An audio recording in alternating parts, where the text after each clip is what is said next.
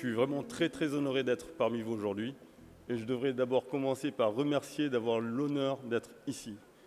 Monsieur le ministre, en tant qu'enseignant, vous comprendrez que je fasse une petite entorse au protocole en disant d'abord bonjour à ceux qui ont eu le plus beau succès à l'applaudimètre, ça veut dire les parents.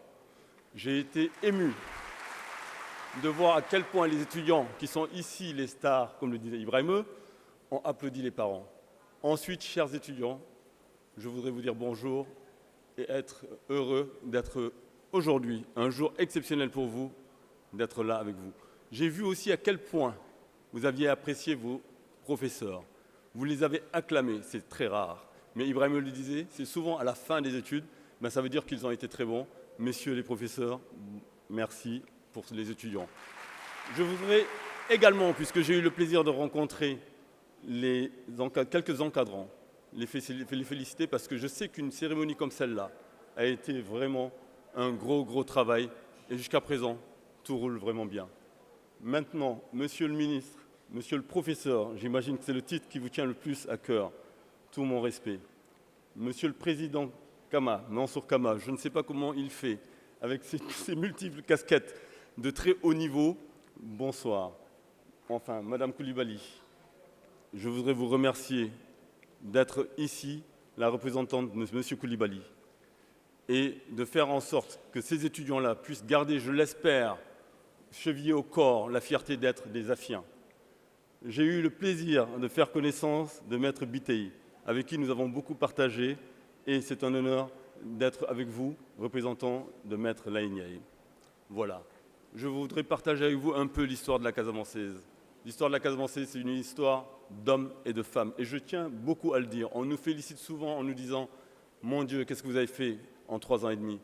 Comment est-ce que c'est possible de la Casamance de faire ce que vous avez fait ?» Mais alors, si vous saviez que ce que nous avons fait n'est uniquement que le fait de femmes et d'hommes, nous avons construit cette entreprise autour d'un corps social. Il se trouve que quand je suis rentré au Sénégal, j'étais très étonné qu'on me dise tout le temps « Au Sénégal, on ne travaille pas, on est paresseux ». J'ai voyagé partout dans le monde, j'ai vu beaucoup de Sénégalais travailler et ils étaient très bons, ils étaient travailleurs. Je me suis alors posé la question de savoir est-ce que le problème ce n'était pas le Sénégal et pas les Sénégalais. Alors, en observant, je me suis rendu compte, en toute modestie, que beaucoup de nos entreprises courageuses ne respectaient pas un certain nombre de choses. La contractualisation des salariés. Il faut pouvoir, avant de demander à un salarié de s'engager pleinement, le respecter. Et cette notion de respect est importante pour nous.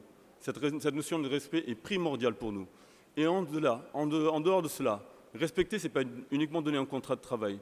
J'aime à donner quelques exemples. Ici, au Sénégal, où nous voyons des immeubles qui valent des milliards, avec un maçon au 4e étage, qui grimpe sans casque de sécurité, sans ceinture de sécurité, sans bottes de sécurité.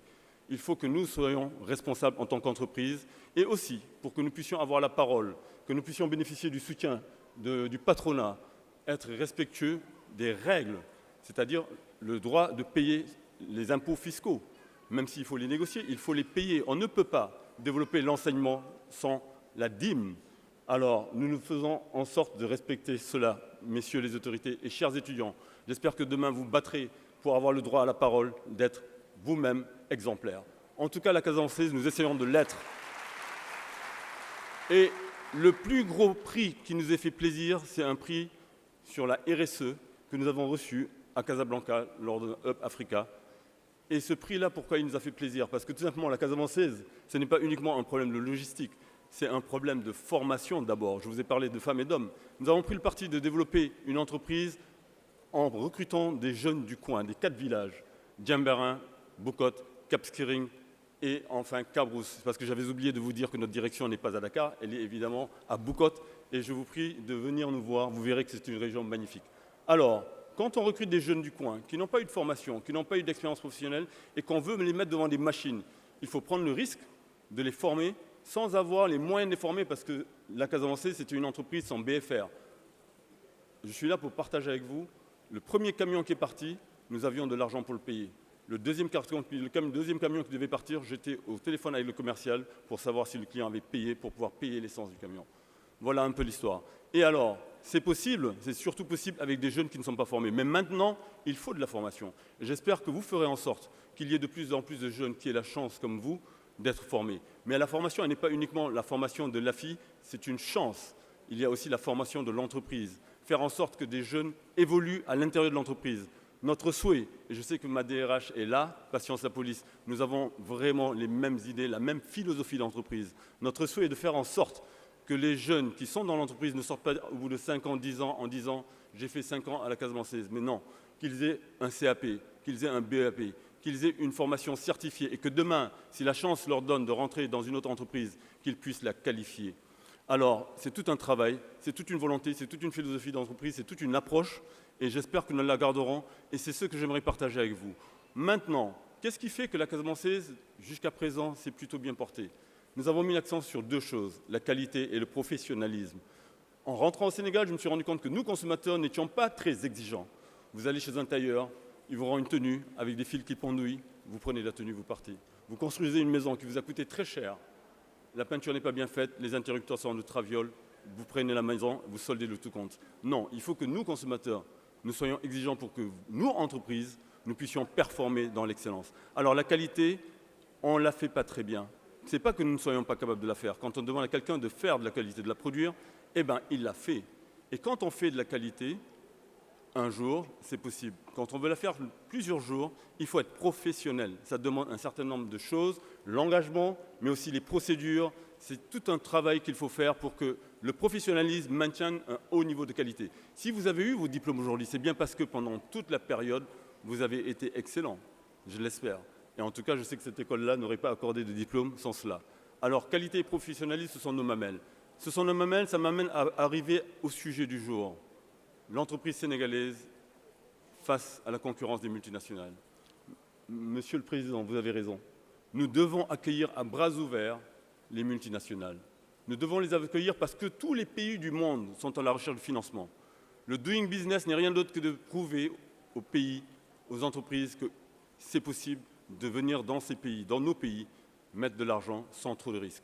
Mais pour cela, pour que nous ouvrions aujourd'hui nos bras à des partenaires financiers, il faut aussi que nous ayons du discernement, il faut que nous soyons respectés, il faut aussi que nous soyons en mesure d'être en compétition contre eux. Si nous faisons de la qualité et si nous sommes professionnels, nous sommes capables de convaincre, nous les Sénégalais. Vous avez dit, chers étudiants, tout à l'heure, il fallait consommer local.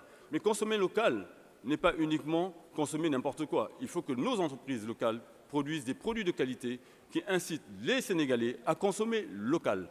Aujourd'hui, dans le domaine de l'eau, les principales marques sont sénégalaises.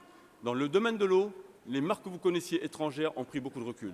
Et grâce à cela, le prix a baissé. Ça veut dire que nous, Sénégalais, savons aujourd'hui convaincre les consommateurs sénégalais de produire bien et longtemps, à un bon prix. Il faut que nous soyons confiants. Pourquoi est-ce que ces multinationales arrivent aujourd'hui au Sénégal et en Afrique? Parce que, vous l'avez dit, le marché africain est un marché de croissance à 2 chiffres. Il n'existe plus de marché ailleurs dans le monde avec des croissances pareilles. Les Européens, les Américains ont tous 2 maisons, 2 téléphones, 10 ordinateurs, 1000 télévisions. Peu importe, ils n'en peuvent plus d'acheter. Les seuls qui peuvent consommer les produits des multinationales, ce sont nous. Mais alors, nous avons le droit de choisir les multinationales.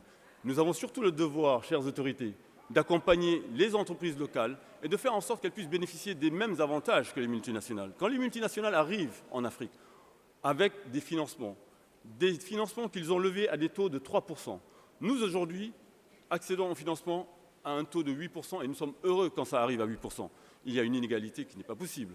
Quand une multinationale arrive au Sénégal ou en Afrique et qu'elle a des avantages, un bail amphithéotique, des avantages fiscaux, etc., il est très difficile pour une entreprise sénégalaise d'être compétitive en face. Et pourtant, il faut que nous, entreprises sénégalaises, puissions faire face.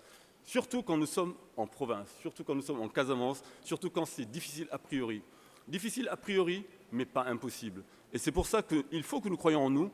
Je voulais juste dire tout à l'heure, tout de suite, que quand on est entrepreneur, il faut se méfier des experts, des fichiers Excel.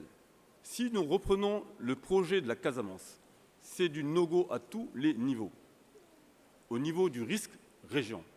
La Casamance, aujourd'hui encore, quand vous venez, quand je veux recruter, quand Patience veut recruter, eh ben, les parents ont tendance à dire à ceux qui ont accepté le poste, mais mal de Godolph, c'est pas possible.